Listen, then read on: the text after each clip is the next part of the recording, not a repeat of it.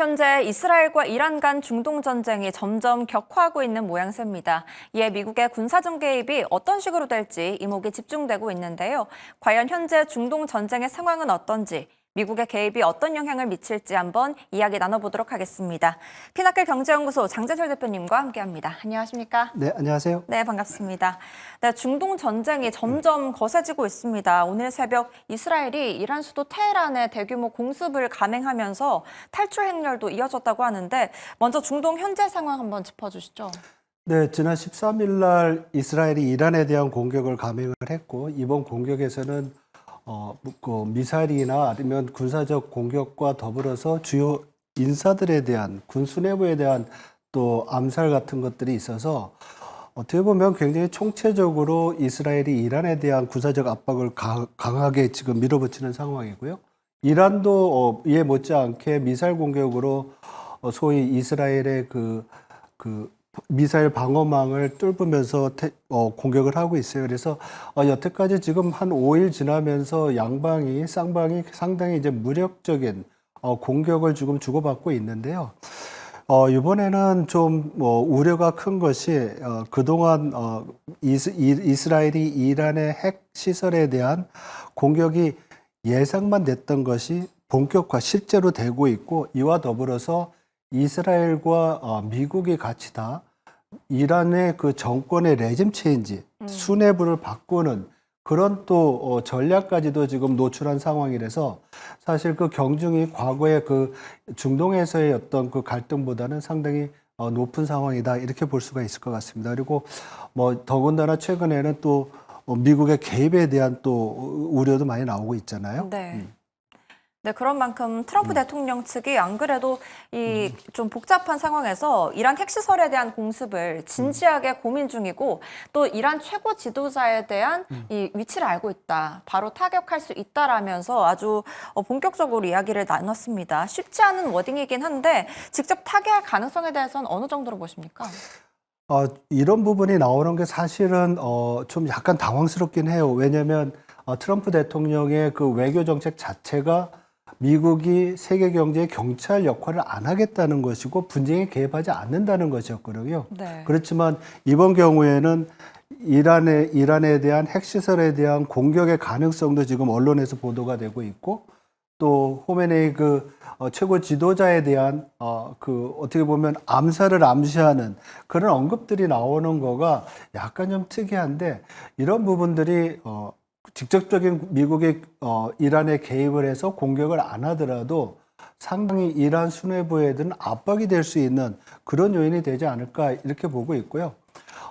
지금 걸프만이나 아니면 중동 지역에 미국의 전략 자산들이 많이 배치가 돼 있습니다. 그래서 제일 기본적인 것은 미국 국무부의 국방부의 그 발표에 따르면 이란이 미국에 대한 직접적인 공격이 없는 한 미국이 개입하지 않겠다는 것이 지금 표면적인 어떤 가이드라인이라고 볼 수가 있는데요. 네. 이 상황은 좀 지켜봐야 될 것 같습니다. 왜냐하면 이번에 이스라엘의 이란에 대한 공격의 제일 목표가 이란의 핵시설에 대한 그 공격이고 파괴인데 아직까지 그게 성공을 못했고 이 포도르인가요? 이 지하 핵시설을 파괴하기 위해서는 미국의 벙커버스터라는 것이 필요한데 이스라엘이 안 가지고 있다고 그러더라고요. 그래서 이런 부분들이 어떻게 이제 복합적으로 전개될지에 따라서 미국의 개입 정도가 결정되지 않을까 이렇게 볼 수가 있습니다. 네, 점점 격화되는 상황 가운데 이로 인해서 트럼프 대통령이 귀국을 해서 미국과의 정상회담도 불발됐습니다.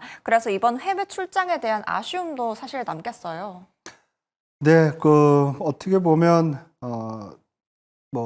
이재명 대통령의 G7 상당히 기대를 하고 갔죠. 왜냐하면 지금 이 상황이 우리 한국의 입장에서 보면 관세라든지 아니면 또 통상 문제와 또 방위비 분담 문제 여러 가지가 뭉쳐 있는 상황에서 이번에 G7 회담에서 한미 정상회담이 있게 되면 상당히 이제 좋은 결과가 있지 않을까 이렇게 했는데 아쉽게도 트럼프 대통령이 여러 가지 이유를 통해서 워싱턴 DC로 그냥 가버리는 바람에 좀 약간 그 의미가 많이 퇴색된 부분은 있습니다. 그래서 아마도 6월 말에 있을 그 나토 회의에서 두 정상이 다시 만날 기회가 있다고 하고요.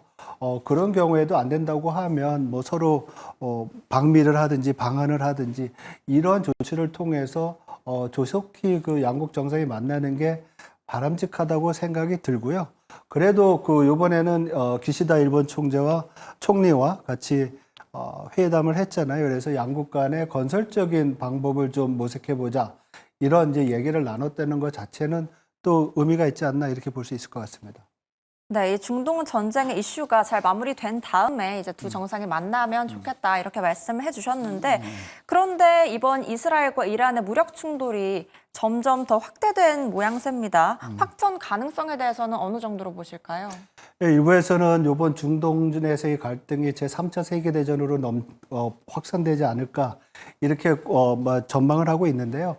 사실 전쟁을 하려면 여러 물자가 필요합니다. 근데 우리가 러시아 우크라이나 전쟁을 보더라도 그 강대국인 러시아도 전쟁을 오래 하면서 전략 물자가 많이 부족했잖아요. 그래서 이란 같은 경우에는 지금 추가적으로 더 공격했을 무기들이 그렇게 많이 안 남았다는 분석도 있고요. 또 이스라엘도 마찬가지입니다. 그래서 미국이 지금 주위에서 이렇게 보충을 해주고 있는 그런 상황인데 이러한 점들이 어떻게 보면 더 확전을 제약할 수 있는 물리적인 제약 조건이라고 볼 수가 있고요. 그 다음에는 어떻게 보면 이 뭐라 그럴까요? 이란 주변국에 있어서 과거와는 달리 이란에 대한 협조적인 그런 세력들이 많이 없어졌어요.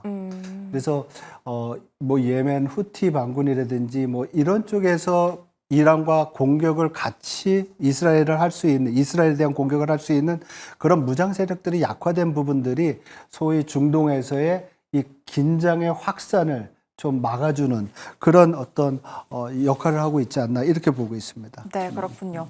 그리고 우리에게 사실 영향을 미칠 만한 부분이 바로 유가인데 확전 시 국제 유가가 배럴당 130달러까지 치솟을 수 있다는 우려도 나오고 있습니다. 현재 WTI도 73을 넘어섰고 브렌트유도 76.45를 기록하고 있는데요.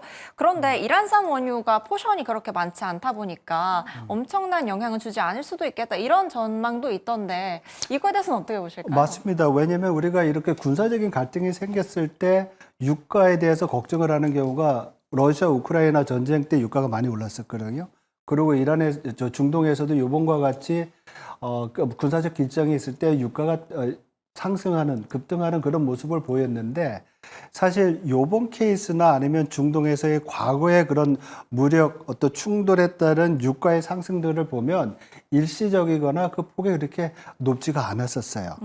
근데 러시아의 경우에는 러시아가 굉장히 큰 산유국이고 러시아의 대부분이 러시아 원유의 대부분이 유럽이라는 큰 시장으로 갔었거든요. 근데 이런 러시아의 수출에 대한 원유 수출이 막히면서 소위 말해서 공급망에 대한 차질 우려 때문에 유가가 많이 올랐는데 네. 이번 중동에서의 어떤 갈등 이 자체는 단기적으로는 유가가 지금 앵커께서 말씀하신 대로 60불대에서 70불대로 올라왔지만 일부 아이비들이 전망하는 것처럼 배럴당 120, 130달러까지 올라가기는 좀 어렵지 않나 이렇게 보고 있고요. 네.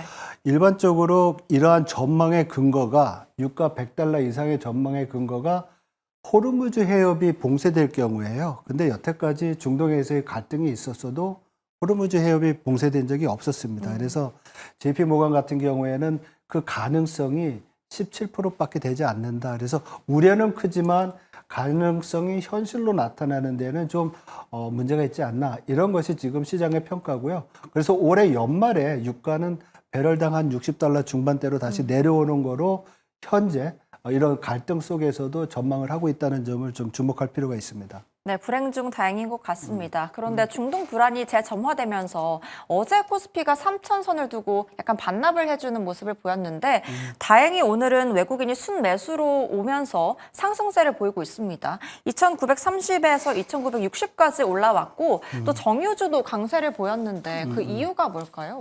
예, 말씀드렸듯이 이 중동에서의 불안이 세계 경제와 금융시장에 영향을 미칠 수 있는 가장 큰 이유가 유가의 어떤 상승을 통한 오일 쇼크를 가져와서 글로벌 경제가 침체에 빠지는 그런 상황이거든요. 근데 말씀드렸듯이 이러한 충격이 일시적이고 또 어떻게 보면 연말까지는 유가가 다시 60불대로 내려온다는 전망이 글로벌 금융시장뿐만 아니라 우리 주식시장에도 위험에 대한 그 회피 정도를 약화시키는 요인이라고 볼 수가 있고요. 그리고 우리는 지금 다른 나라들이랑 다르게 굉장히 부진한 경제 상황에서 이제 회복을 위해서 추경을 준비하고 있고요. 네. 그리고 정치적 불확실성이 없어졌고 이번 정부 신정부는 또 주가를 올리려는 그런 노력들을 하고 있잖아요. 그래서 이러한 부분들이 우리 주가의 하락을 막아주는 그런 역할을 하지 않나. 그리고 유가가 올라가면 아무래도 에너지, 화학주 이런 부분이 또 탄력을 받을 수가 있겠죠. 네.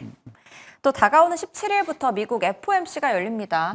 또 그리고 간밤 나온 5월 소매 판매 지표가 굉장히 낮게 나왔는데 이러면서 이제 침체 가능성까지 불거졌어요. 그렇다면 이번에는 금리 동결을 할 전망이 있다라고 하는데 어떻게 보십니까? 이번 그 동결할 것 같습니다. 네. 왜냐하면 아무래도 지금 뭐 중동에서의 불안이 물가 불안을 높이지 않지만은 인플레이션에 대한 우려가 굉장히 큰 상황이고요. 그래서 올해 6월달 동결하고 금리를 내린다고 하더라도 많아야 2번, 1번 정도 내리고요. 그거 인하 시점도 10월 아니면 뭐 12월 자꾸 뒤로 밀려나고 있습니다. 그래서 금리는 이번에는 동결하고 인하할 경우에는 올해 후반으로 가서 인하하지 않을까 이렇게 보고 있습니다. 네. 또 이번에 발표되는 점도표와 또 경제 전망 요약에도 집중을 해봐야겠다라는 말들이 많은데 아까 말씀하셨다시피 금리가 좀 언젠가는 내리겠지만 연내 2번 정도까지는 가기 어려울까요, 그러면?